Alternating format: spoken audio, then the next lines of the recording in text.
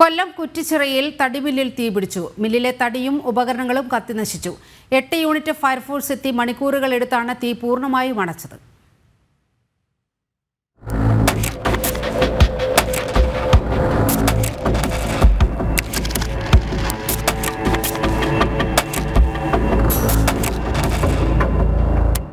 ഇന്നു പുലർച്ചെ 4 മണിയോടെയാണ് തീപിടുത്തമുണ്ടായത്. കുറ്റിച്ചിറ സ്വദേശി അബ്ദുൾ റഷീദിന്റെ ഉടമസ്ഥതയിലുള്ളതാണ് തടിമില്ല്.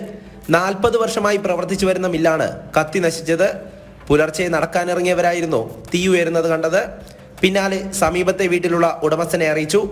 റെയിൽവേ ഗേറ്റ് അടഞ്ഞുകിടന്നതിനാൽ ഫയർഫോഴ്സ് വാഹനങ്ങൾക്ക് പെട്ടെന്ന് എത്തിച്ചേരാൻ കഴിഞ്ഞിരുന്നില്ല. പിന്നാലെ ആദ്യം 4 യൂണിറ്റ് ഫയർഫോഴ്സ് സ്ഥലത്തെത്തി. തീ പൂർണ്ണമായും നിയന്ത്രണ വിധേയമാക്കാൻ കഴിയാത്തതിനെ തുടർന്ന് കടപ്പാക്കട, ചാമക്കട, കുണ്ടറ, ചവറ സ്റ്റേഷനുകളിൽ നിന്നായി 8 ഫയർഫോഴ്സ് യൂണിറ്റുകൾ എത്തുകയായിരുന്നു. രാവിലെ 6:30യോടെ തീ പൂർണ്ണമായും അണച്ചു. ലക്ഷങ്ങൾ വിലപിടിപ്പുള്ള ഉപകരണങ്ങളും തടികളും കത്തി നശിച്ച നിലയിലാണ്. അങ്ങനെ ഞാനും അവനോട് ഓടി വരുമ്പോഴത്തേനും ഇവിടെ തീയാണ്ടൊരു ഷെഡിനകം കാണാനൊക്കാത്ത വിധത്തിൽ പോയായി. ശേഷം ഫയർഫോഴ്സിനെ വിളിച്ചു.